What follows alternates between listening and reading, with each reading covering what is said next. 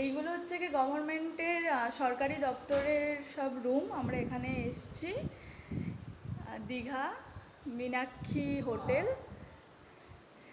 দেখো রুমটা আমাদেরকে ভালোই দিয়েছে, ব্যালকনি ফ্যালকনি সব আছে। এইগুলো এইগুলো সরকারি রুম গভর্নমেন্টের থেকে। এই হচ্ছে রুম, আলমারি। এই দেখো আমাদের বারান্দাও রয়েছে।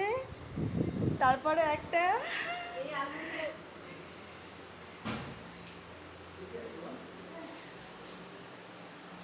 এমন রুম রয়েছে। এটা হচ্ছে কি বাথরুমটা ভীষণ সুন্দর। এই যে এটা দীঘাতে। এইগুলো সব সরকারি কটেজ।